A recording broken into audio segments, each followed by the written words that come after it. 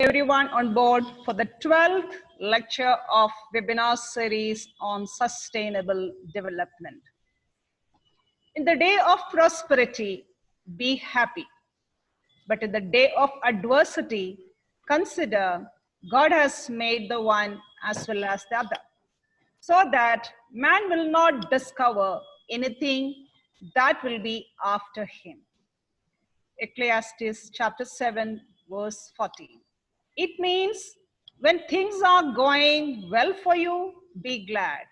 And when trouble comes, just remember God sends both happiness and trouble.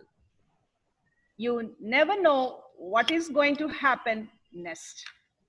Given the random nature of severe disturbances, preparedness is often ineffective and costly to implement. Rather, the ability to return expeditiously to a functioning state of equilibrium is strongly related to the notion of balance or stability. Individual exhibiting balance physically, psychologically, and spiritually define stable families, stable organizations, and stable societies. And communities in the face of shock and turbulence. They build resilient entities. At this moment of this COVID-19 pandemic outbreak, we look up to Almighty God, who can give a perfect healing to the entire world. Let us tune to Teri Aradhana, song sung by Dr. Anida V.K. Anand, Associate Professor, Department of Chemistry, St. John's College, Agra, and also the co-convener of this webinar.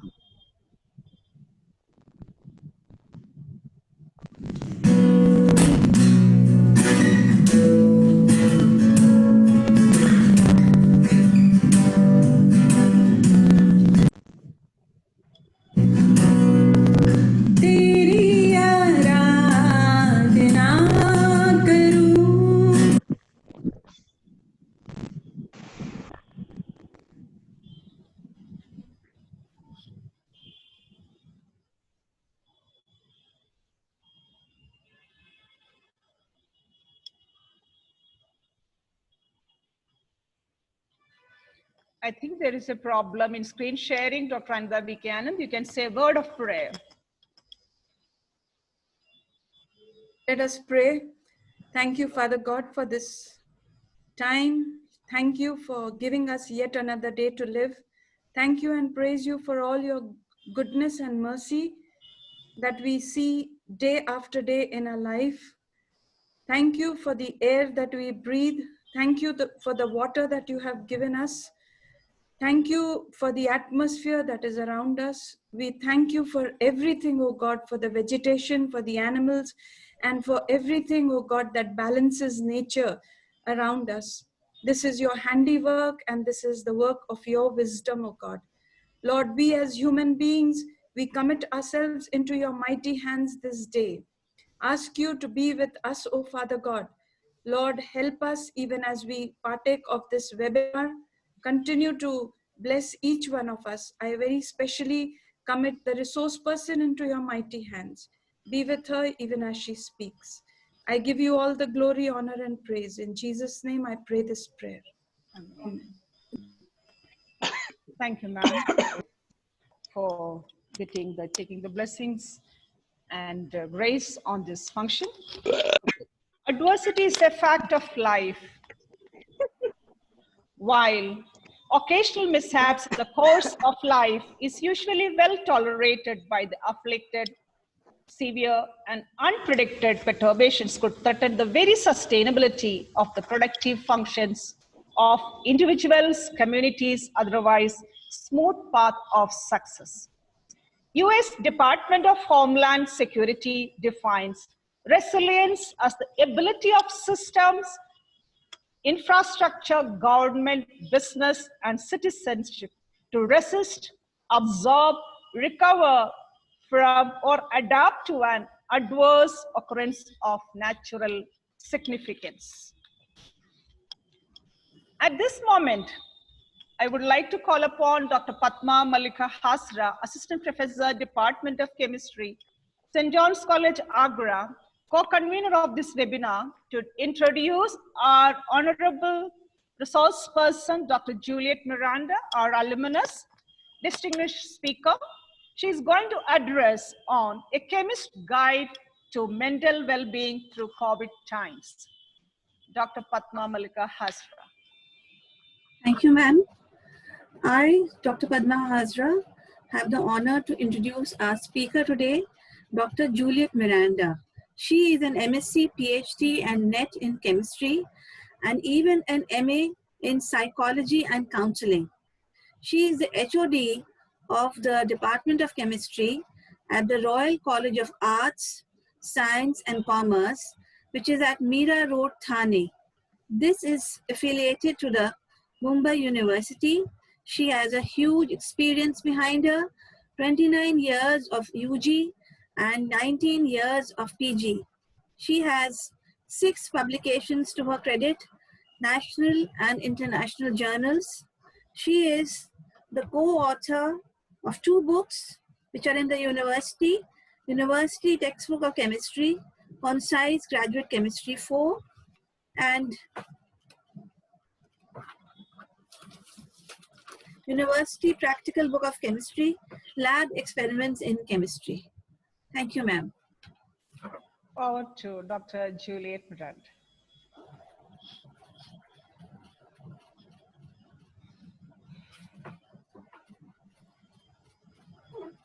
Thank you so much, Dr. Padma, for this kind words of introduction. And it is a privilege and a pleasure to be here with you all back at St. John's College.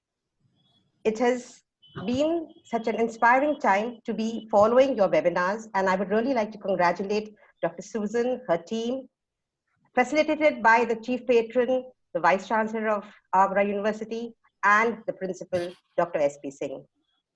You all have been at the forefront of taking knowledge, training, and information much beyond the 4 walls of the college through this webinar series. And I congratulate you all for this very dynamic initiative.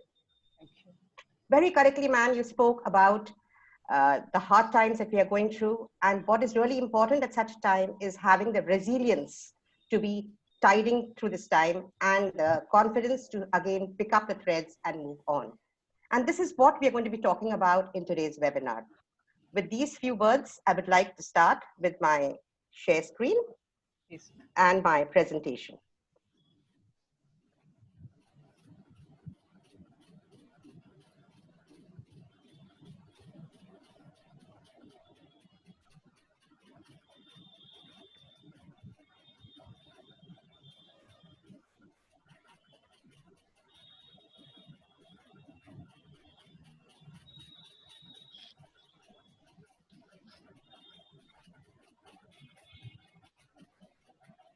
Is my screen visible, ma'am? Yes, ma'am. Yes, ma'am. Okay, so I will start with this. Good afternoon to all the participants and welcome to this presentation. We are going through very challenging times, something that even the last few generations have not seen, and never in the world have so many millions of people been pushed into isolation and quarantine. This has disrupted our personal life, our social life, our economic life, our family life hugely. And all of us have felt the impact of it. The impact could be in varied forms. It could be fear that we feel, fear of contracting the disease, fear of what's going to happen tomorrow. It could also be fear of passing on the disease, or how are we going to go about our daily lives, etc. We are also very anxious about, students are anxious about what's going to happen to the exams, what is going to happen to the next academic year. Some of them are on the threshold of jobs or professional education. What happens to all of it? People are anxious about retaining their jobs or about losing them. Some of us also feel anger at the perceived inefficiency of the government. Couldn't they have done this to have stopped the pandemic, or to have at least mitigated its effects, etc. Some of us are experiencing guilt. Guilt about bringing the disease home, infecting our family members, or it could be the guilt of losing a family member and not being able to do anything. Some of us will also be experiencing feelings of distrust. Actually, distrust is quite common. Somebody sneezes and everybody looks at that person very suspiciously. So we are having distrust in our interactions, even people, our own relatives, friends, and neighbors whom we were so trusting about. We are now distrustful. We are also facing a feeling of helplessness because the situation is completely out of our control. Some of us have faced stigma. Stigma because we have tested positive and suddenly people start looking at us differently. Very sadly, our healthcare workers and frontline workers have also been stigmatized.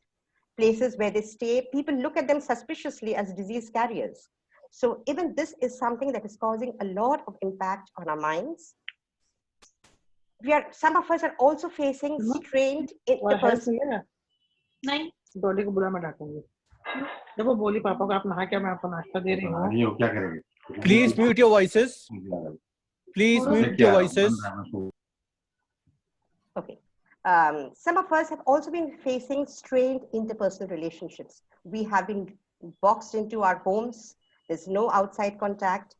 The incidence of domestic violence has been increasing. And even otherwise, there are strained relationships, maybe because of unequal sharing of household work or lack of finances, etc. Boredom is something I think all of us have been feeling because our daily lives have been disrupted. We do not meet our friends. We have missed out on our routine, etc. Now, all this has begun to impact us hugely. And mental health specialists look at it as a problem which is increasing and is going to explode. Here are a few headlines which have been appearing in our newspapers. Look at these statistics. 20% increase in patients with mental illness, 2 to 3-fold increase in the number of mental health patients, etc., in post-lockdown days. In fact, what we are seeing is we are getting numbers of people who are sick, who have contracted the disease, number who have deaths, people who are recovering. It's basically we are concentrating on physical disease, the COVID-19. There is no way of finding out the effect on psychology, on mental health, etc., etc. And this is what is becoming worrisome because what specialists tell us is even after we have overcome the physical disease, the mental disease is going to continue. And it is going to increase at very, very large pace, and it's going to affect a lot of us. Let's look at what do we understand by mental health. If you look at the definition of health by the World Health Organization, it says a state of complete physical, mental, social well-being, and not merely the absence of disease or infirmity. Again, here I would like to emphasize that all of them are required in equal measure. When we say I'm healthy, I'm essentially talking about physical health. We really do not factor in the mental and the social components. Mental health, therefore, is not just the absence of illness, but it is a sense of well-being.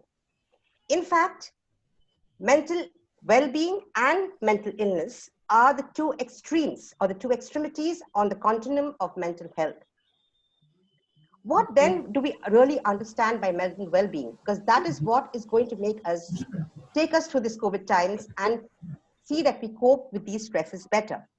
Let's see who describes or defines mental well-being. But before I get there, just let me explain the colors that I have used over here. While I was researching for this presentation, I came across this very interesting paper on the colors as people associate it with their moods. And this experiment was done where in an institution treating mentally ill people, they were shown colors and were told to identify which color identifies best with their mood or which color do they like. In this experiment, they had excluded black, gray, and white, because those they thought would be the most obvious choices. And 80% of the population of those, or the number of those patients, chose deep blue to a color bordering on purple, etc., to best describe what describes their mood, the color that describes their mood. And that's why I've shown mental illness in deep blue color. And when people were asked, people who are happy, people who are feeling good about themselves, when they were asked what was their favorite color or what best describes their mood, they invariably chose yellows and oranges. So that's how I have used those two colors over there. Let's take a look at how World Health Organization describes mental well-being, because we said that is the positive end of mental health. Mental well-being is when an individual realizes his or her own potential, is aware of his strengths and weaknesses, and is able to work on his strengths and overcome his weaknesses. A person who is in a state of well-being can cope with normal stresses of life. This is something that Madam had also mentioned in her introductory speech, the resilience to overcome the stresses of life. Everybody in mental well-being doesn't mean a happy state. It means that we do all have our downs as our ups, but we overcome our downs with the resilience that we have, the mental strength that we have, and we have coping mechanisms in place. That is a sign of mental well-being. A person who is in a state of mental well-being can work productively and fruitfully. He can take up tasks, complete it, and also contribute through his work to maybe the community, his family's income, etc. So important concept of mental well-being is also being able to contribute to community. So what exactly is mental well-being? That's what we've seen. But when we ask people, we don't normally ask how well are you feeling mentally. We normally associate it with happiness, because people who are in a state of mental well-being are normally very happy people. It's not that they are constantly feeling good about their lives. They have problems, but they are able to cope and overcome those problems.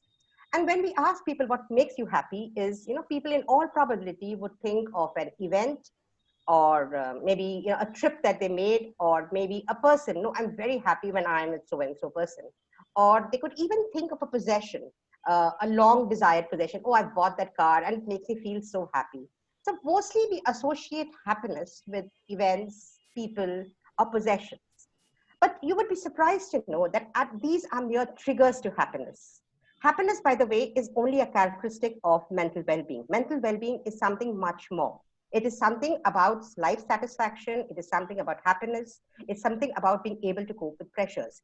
But even if we ask people what leads to happiness, they would tell you something like this. But you would be very surprised to know that at the bottom of happiness, life satisfaction, and mental well-being is a bunch of chemicals. This, which I have shown out here, they are the puzzle pieces of a happy brain.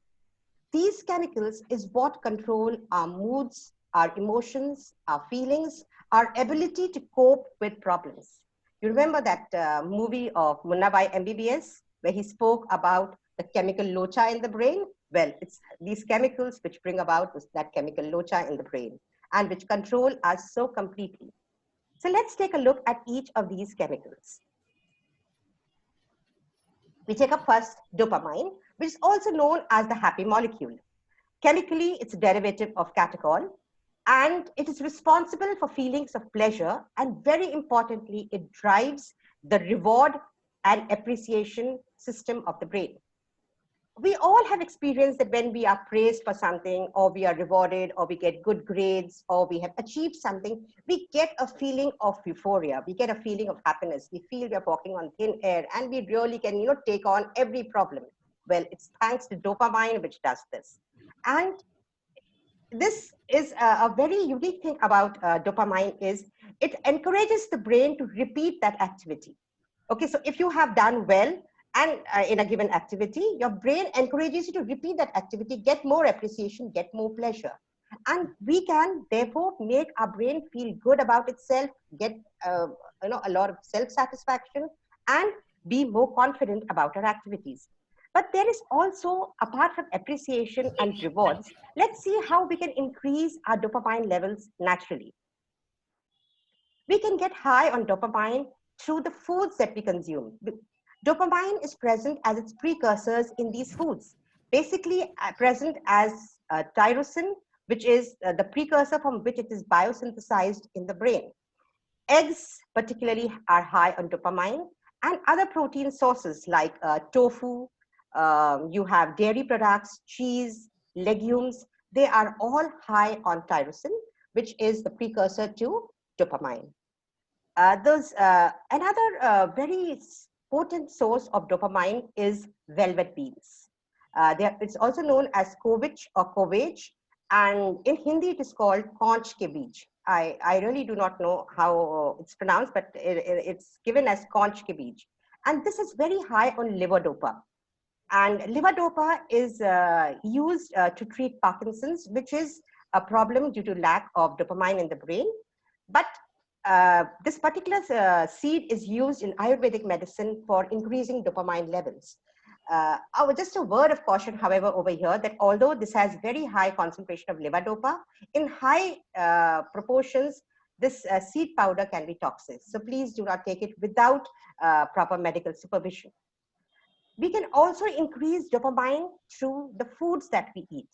These fruits that are citrus fruits like oranges, spinach, tomatoes, avocado, banana, they are all either having levodopa or they are having tyrosine, which can eventually lead to higher levels of dopamine in the brain. Dopamine can also be increased by activities, simple daily activities, like listening to good music, the music that makes us feel happy. Okay, it could be different music for different people, but it's just that listening to music has been scientifically found to increase dopamine levels and increase the pleasure and happiness that we feel. Sunshine is again another important component. When it's nice, sunny and bright, we also do feel happy and bright. And that is partly due to dopamine. We'll take a look later. Sunshine has a very, very huge impact on our happiness. Meditation also increases dopamine levels, just as exercise also. Regular, mild exercise also is known to increase dopamine levels and the feeling of pleasure and reward that comes with it. Next up, we will take up serotonin, another chemical of the brain. These chemicals of the brain are known as neurotransmitters. And some of them have excitatory effect, like dopamine and serotonin. And some, as we will see, have an inhibitory effect, where they need to calm down the brain, because if it gets overexcited, we might have other problems. So we have a good balance of them, but we will come to the inhibitory ones later. Serotonin is also called the happy molecule because it creates a feeling of happiness, good mood, well-being, satisfaction, etc. It has also been called the calming molecule because it has an important role to play with respect to sleep and appetite, which is still not too well understood. Chemically, it's a derivative of indole, and literature refers to it as 5-hydroxytryptamine. A very surprising fact about serotonin is that although it's a neurotransmitter, 90% of it is in the intestine. And this came as a little bit of a surprise even to me, and I started reading up on it. And it's still not well understood as to what serotonin does with respect to our gastrointestinal tract. But we all would have experienced that when we are stressed, our stomach also tends to play up. And they feel that serotonin is at the crux of both these things. It can give you that mental high, and it can also give you the VBGBs in your stomach. So, but as I said, the biochemical pathways of this is not well understood, but they know that serotonin affects both these things. Let's take a look at how we can naturally increase the serotonin in our this thing. Just talking about here, it's been called the calming molecule because it has a very major impact on our sleep also. High levels of serotonin have been found in people who are sleeping well, who are more rested, etc. Okay. So it also has an impact on the arousal, appetite, mood, and it has many other functions as well. But right now, let's just focus on the mood part of it. Here are the ways that we can increase serotonin. Serotonin per se is not present in food. It is present in the form of its precursor, which is tryptophan, an amino acid, and it can be found plentifully in protein sources like the egg again. And they say, no, roj khao one day. Well, eggs are good for you. Particularly the yolks are very high on tyrosine, which is the precursor for dopamine, and tryptophan, which is the precursor for serotonin. Cheese, tofu, meat, particularly for serotonin, it's turkey and beef, and nuts are all high on serotonin. Sunlight particularly has a very, very huge effect on serotonin levels. In fact, a very interesting experiment was done in Europe because they found, it was observed that the weather has a huge role to play in our moods. We also would have sometimes felt that, it's very cloudy, etc. We tend to feel a little low and gloomy, etc. So this experiment was done by Dr. Rosenthal, and this effect is known as the seasonal affective disorder, where due to limited sunlight, people tend to feel very low and depressed. And this is a problem particularly in the northern part of Europe, where in the winter months are very long and they have very long nights. They have very less of sunlight. And now to overcome this, after this problem has been known, they have actually what is known as light kiosks, where people can go in and get their shots of artificial sunlight. And we in India are so blessed with the amount of sunlight that we have. And we, I think, should be, feeling good about it, be more thankful, because even thankful, the attitude of gratitude also brings in a lot of happiness. Another important way to increase serotonin levels is our gut, taking care of our intestines. Increasing the good bacteria in the intestines by taking probiotics. That has also been found to increase serotonin levels. We'll now take up the third chemical, which are known as endorphins, and these are like opiates in the brain. I mean, we know opium, how it can give you a high. Well, these are the opiates of the brain. They are produced by the pituitary gland, and they are basically, chemically, they are peptides having 16 to 31 amino acids. They are basically, in human beings, there are 4 types of endorphins: the alpha, beta, gamma, and the sigma. And out of these, the beta endorphin is the one which has the strongest effect on our mood. The name endorphin basically has been taken from, as it's been a combination of 2 words, endogenous meaning within the body, and morphine, because its action is like morphine. It gives you that high of morphine. It can also, morphine is also known to reduce pain. In fact, in extreme cases of pain, it's what is morphine which is administered by the doctors. And endorphin plays that role in our body. When we are in pain, the brain releases endorphin to reduce the pain that we feel. And it also enhances the pleasure that we can feel. It mimics the morphine molecule completely. Let's look at ways in which we can produce within our brains this morphine-like compound. Chocolate. Chocolate is known to be very high on endorphins. But when I say chocolate, I'm very specifically meaning the low sugar, dark chocolate. That is what has very high endorphin levels. It has, in fact, the effect is being identified due to 2 flavonols, which is catechin and epicatechin, which increases the endorphin levels in the brain. And just as chocolate is having such a strong effect on the serotonin levels of, the endorphin levels of the brain, it's chilies. Imagine chilies increasing endorphin levels. And the component is capsaicin, which is responsible for more biosynthesis of endorphin in the brain. Hotter the chili, higher the high.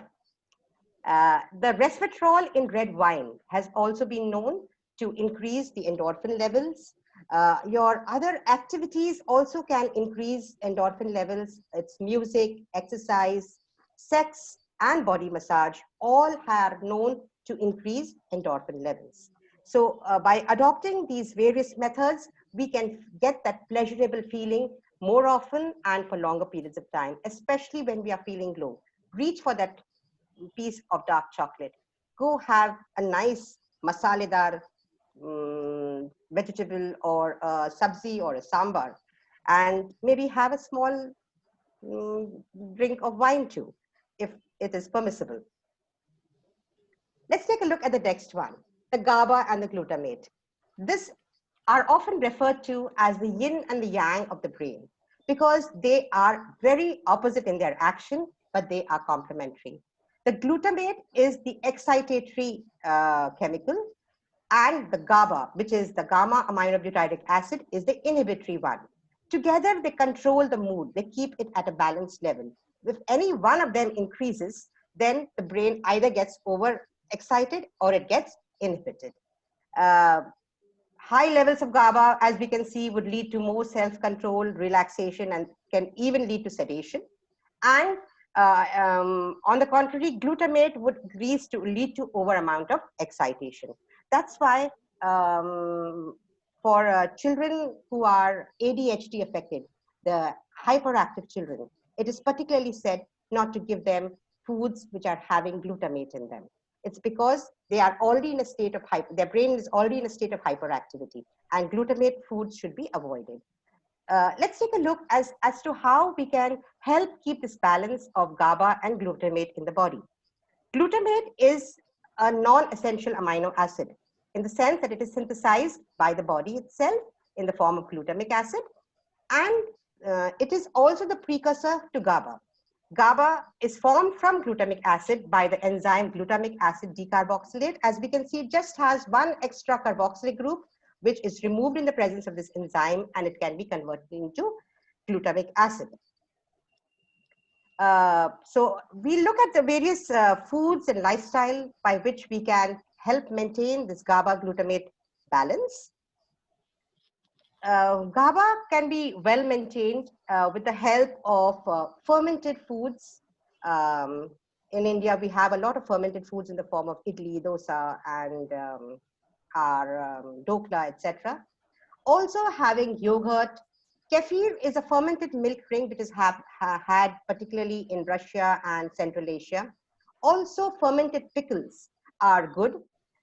Even tea is known to promote, calm us down. On a day or when we have been very, very stressed, etc., we have found that a cup of garam chai can actually, sedate us, make us feel good and calm. It's because of it helps increase the GABA level in our body, which is an inhibitory neurotransmitter. GABA is also present in various berries like strawberries, blackberries, etc. It's also there in potatoes, broccoli, nuts, cocoa, that's chocolate again, shrimp, and legumes. All these could increase the GABA levels in our body. Looking at glutamate, glutamate is familiar to us as its Chinese cousin, monosodium glutamate, also known as Chinese salt and Ajinomoto, which is nothing but the sodium salt of glutamic acid. And we have read a lot about it in literature or maybe in the newspapers as to its detriments on health, the Chinese restaurant syndrome, etc. But as on today, still, it's not a banned food additive anywhere in the world because it has not been, this correlation has not been conclusively proved of allergic reactions, etc. Glutamate can be found in these foods, spinach, cheese, you have mushrooms, you have tomatoes, seaweed, legumes, etc. All have, and soy, all soy products, whether it's, soya products could be, you get those nuggets, soya nuggets or soya keema, we call that Nutrella or something like that. You get it by that brand name. You can also have it in the form of tofu, which is soya cheese. And you can have a form of soya milk. Soya is a very good vegan substitute for your dairy products. Let's take up the next chemical, which is oxytocin. This is very correctly called the love hormone because there are hardly any foods or any other ways you can increase oxytocin of your level, the oxytocin levels in the brain, except through gestures of love. This is completely a molecule of love. It produces happiness through our social relationships, how happy our social relationships are. Oxytocin is basically released at delivery time. It helps mother-child bonding. It helps in the lactation period, etc. But and is higher in women. It's not that it is not there in men, but the levels are lower. And a very interesting experiment I read about when researching for this presentation was young fathers or new fathers were given a snort of oxytocin. Okay, they were given it through nasal sprays, and their behavior was tracked with their own newborn babies. And they found that the bonding, the association, the feelings of the father were extreme, almost mother-like, when they had got this oxytocin shots. So we can forgive our men folk for not being so involved with their children. It's because of the lack of oxytocin in them. But oxytocin also plays a very important role in reducing stress and anxiety. It is secreted by the pituitary gland, and basically it is an amino acid. It's a peptide having 9 amino acids. Let's take a look as to how we can increase our oxytocin levels. As you can see, there are no foods shown over here. It's known by a lot of other names depending upon what can increase that oxytocin in our body. It's known as the cuddle chemical because it has been found that when we cuddle up or we snuggle up with a loved one, it increases our oxytocin levels. Even petting a dog can increase oxytocin levels. And I was also surprised to read that it increases oxytocin levels just not in us, it also increases the oxytocin levels in the dog. So that's how, a dog, when it is being petted, it will just snuggle up to you and, be very, very affectionate, just not wanting to move away. Well, it's because of that increased oxytocin level, the goodness that the dog feels when it is being hugged, when it is being cuddled. It's also been called the hug hormone because when we hug people, when we show affections, gestures of affection, it increases our oxytocin levels. You remember the Jadoo Ki Jhappi that Munna Bhai told us about again and again in that movie? Well, it's all about increased oxytocin levels. It has also been rightly called a molecule of connection, because when we stay connected socially with our loved ones, with our friends, etc., which is being so strongly recommended in this pandemic time, it increases our oxytocin levels. It increases the way we feel loved, we feel happy, and we get a sense of well-being. So it's very, very important. Although we are having this period of social distancing, we continue to stay connected with our loved ones through media, through phone calls or through Zoom calls or whatever it is, but stay connected because it helps getting that good feeling of feeling wanted, loved, and happy. It has also been called the trust molecule. Particularly in women, it has been found that women who are trusted, okay, at their workplace, at their home, when they feel that they are trusted, they have higher levels of oxytocin. They feel good about themselves. They feel more confident about themselves. They feel more happy about themselves. So it's very, very important for women to be trusted. It's not so correlated in the case of men. It has also been called the monogamy molecule.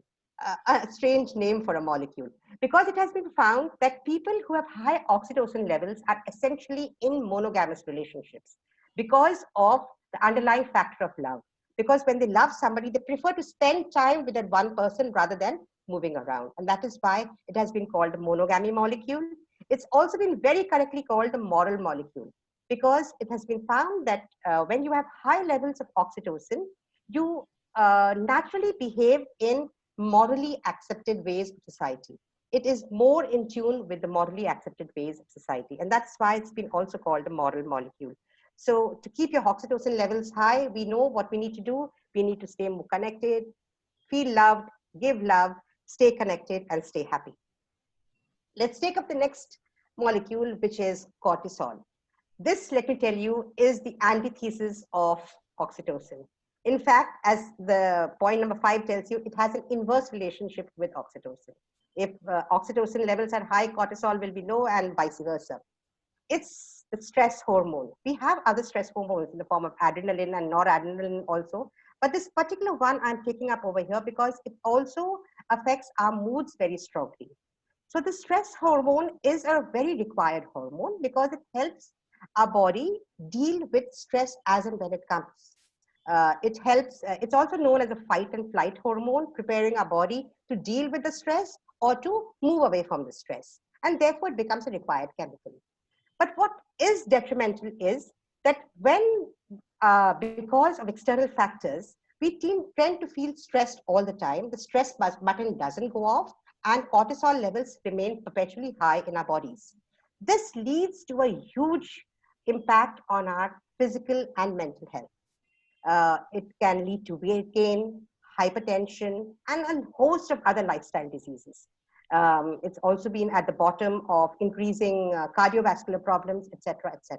And therefore, we would like to control cortisol in our body. Let it be there on demand, but a constant high level of cortisol is not good for us.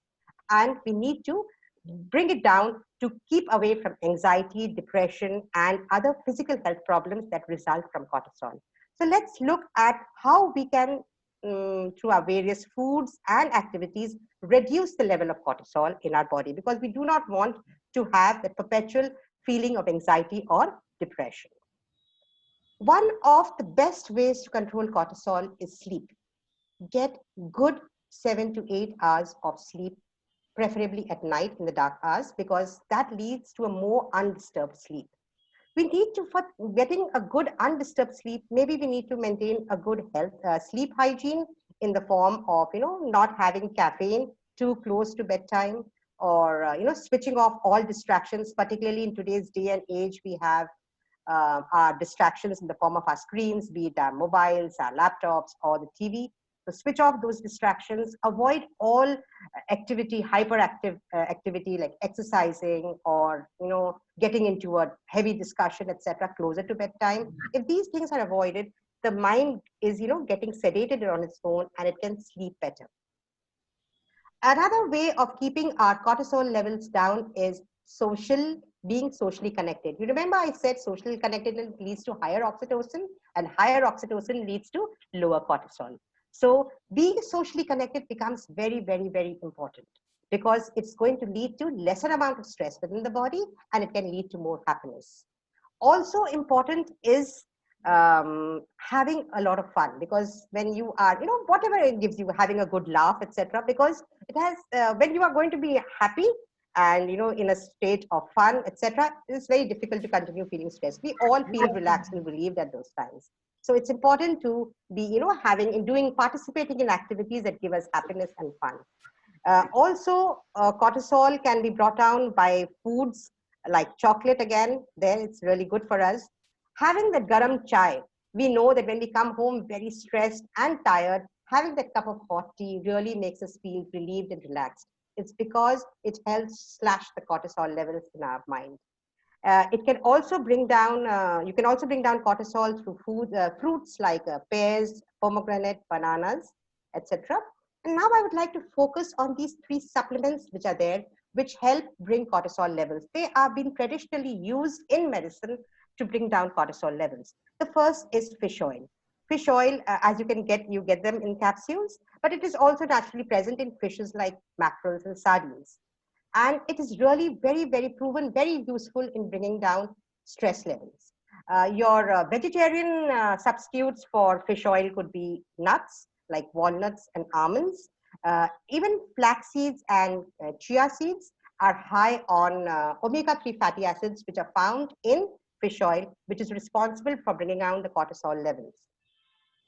Another cortisol slasher is this traditionally used medicine in Ayurveda, ashwagandha. It has been traditionally used in Ayurveda for bringing forth stress.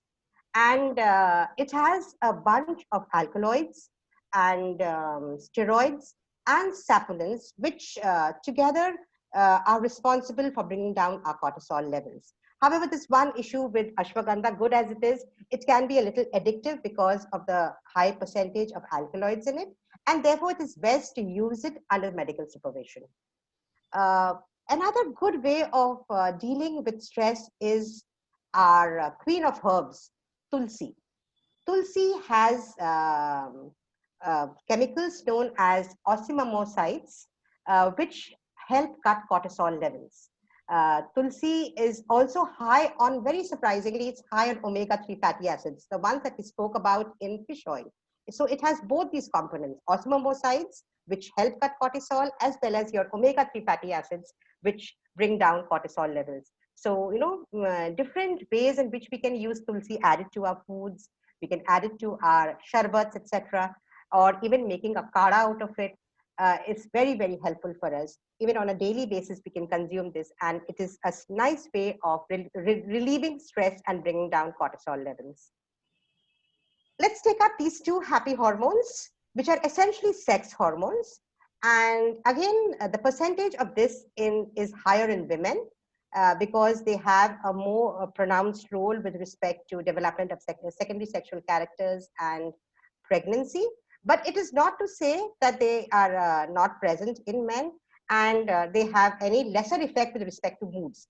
With respect to moods, they play an equal role in both men and women.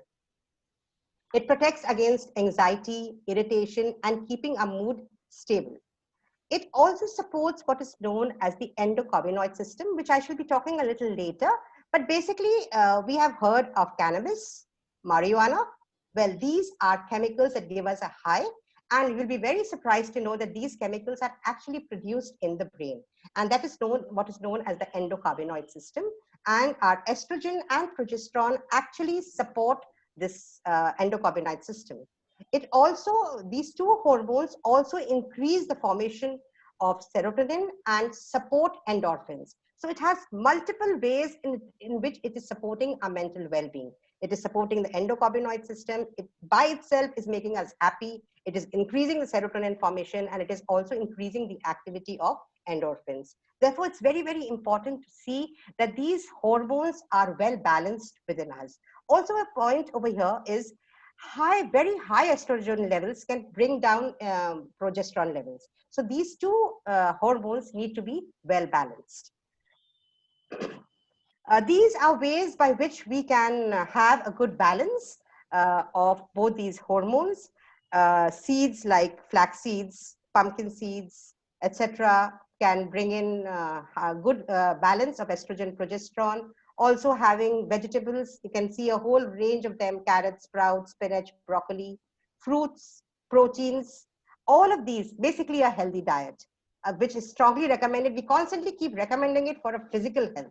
But now what we are seeing is all this is so much required for good mental health. A good balanced diet of your proteins and vegetables and fruits is required.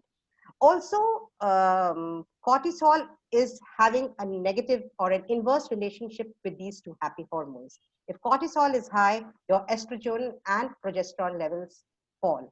And not only does it bring your mood down, it also affects your ability to conceive and carry through a pregnancy. And that is why, particularly for expectant mothers, etc., it's so very important to keep away cortisol.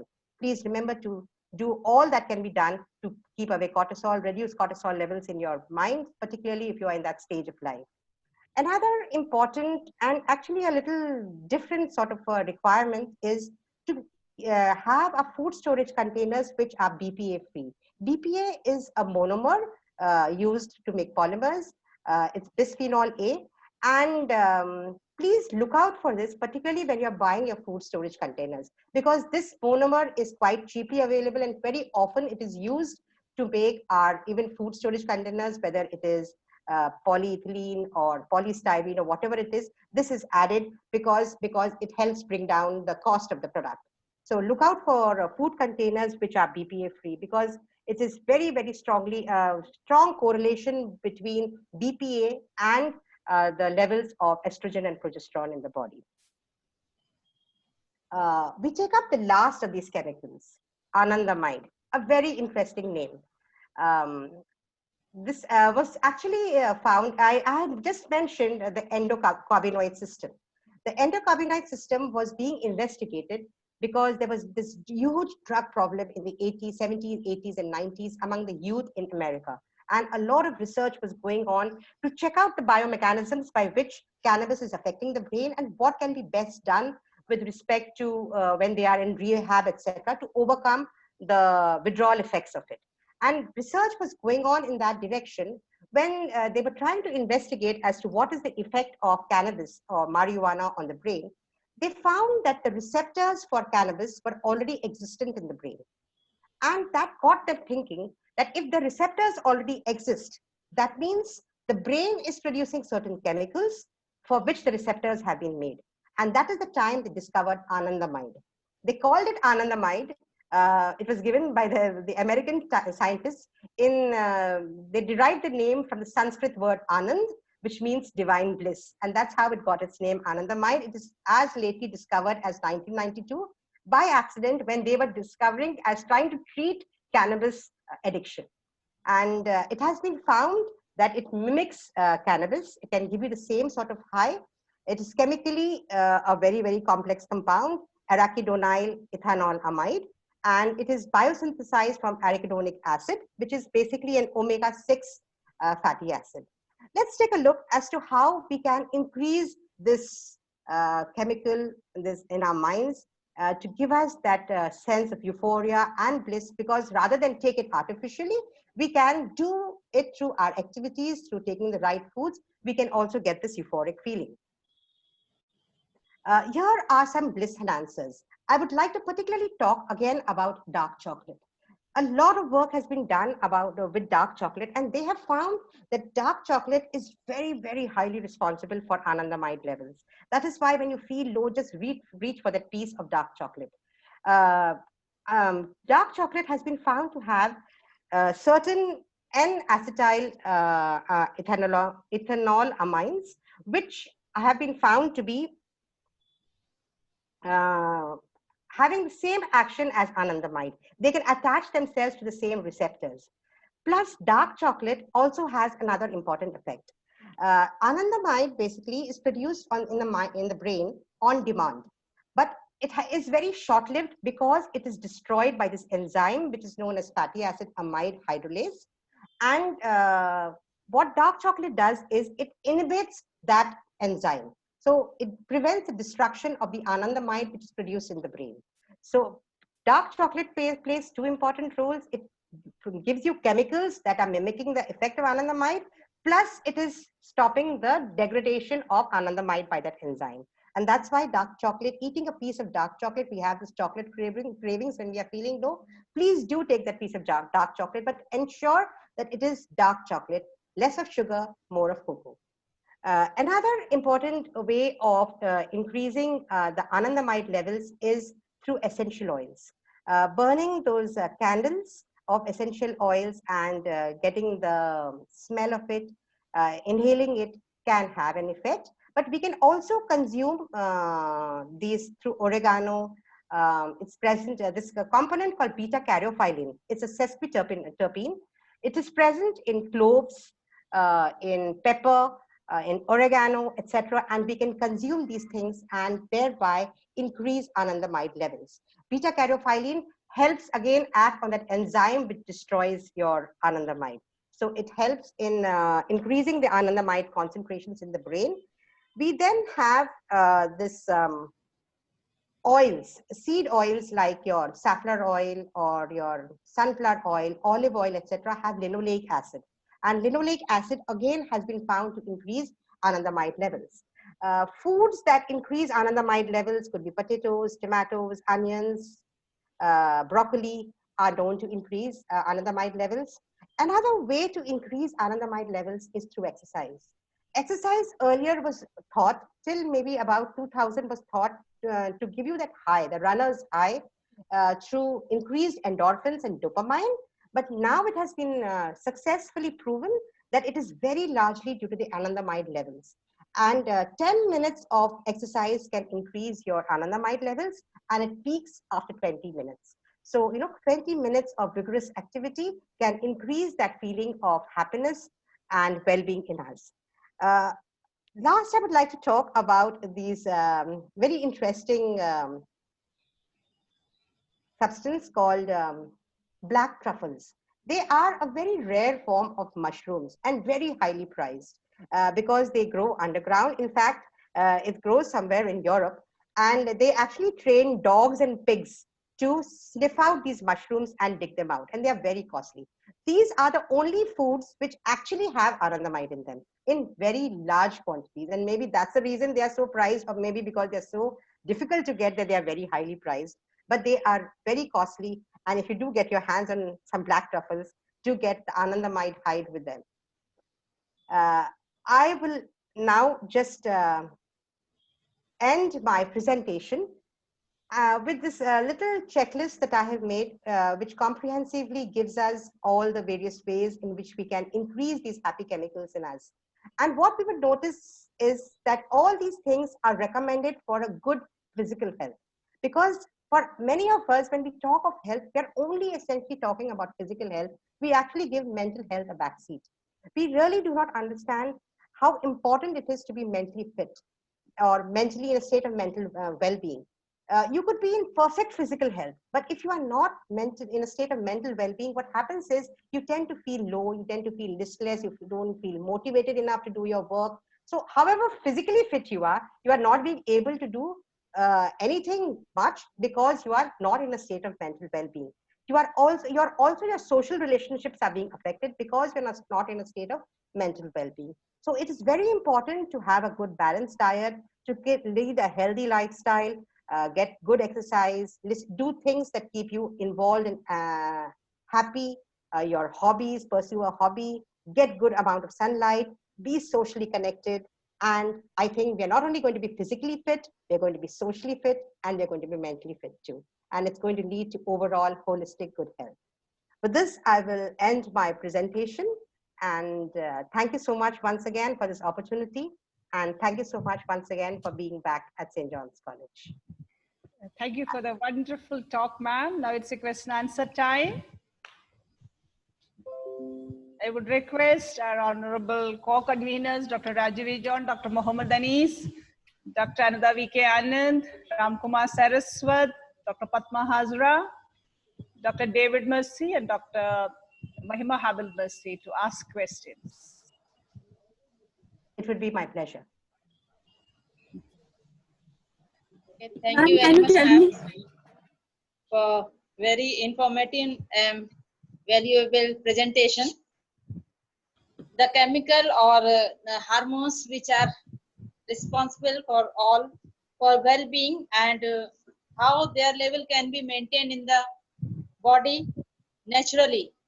You explained all these very well, and it is really a very important topic, especially in this time when we are going through pandemic time. So it is very wonderful lecture by you, ma'am. Thank you so much. I'm sure that all the participants, they have definitely be benefited by your lecture. Thank you very much, ma'am, for being with us. As there is no question till now in chat box, so I think there is no question from the audience. But I thank you very much, ma'am, for being with us for this wonderful lecture. It's my pleasure too. Thank you so Ma'am, much. can you tell us something about oxytocin? Actually, when you talked about oxytocin, my internet disappeared. So Okay. I just want to hear something about oxytocin, what you said about that. Okay, see, oxytocin is the hormone which plays a very, very important role, particularly at the time of delivery and lactation. So, but our focus over here is with respect to moods. And oxytocin levels particularly are higher in women for the obvious reasons. And oxytocin has been related to the happy, good feeling that women mostly have. High levels of oxytocin are related to happiness.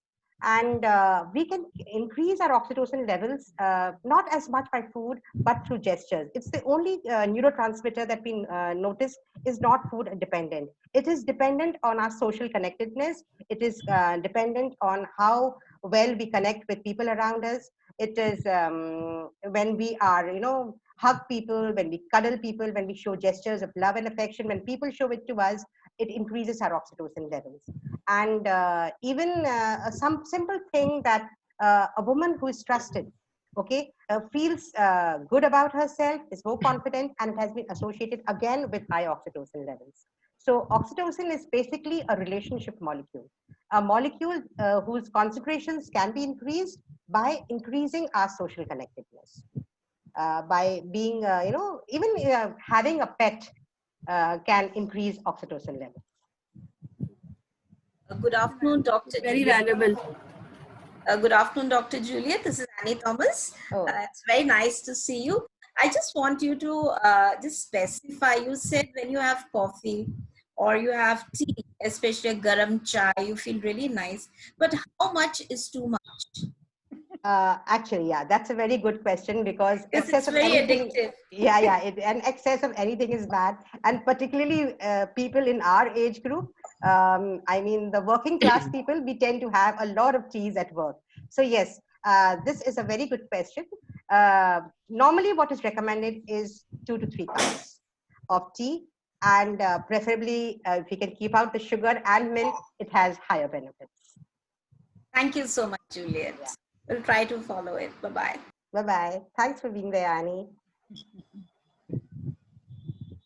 Any other question?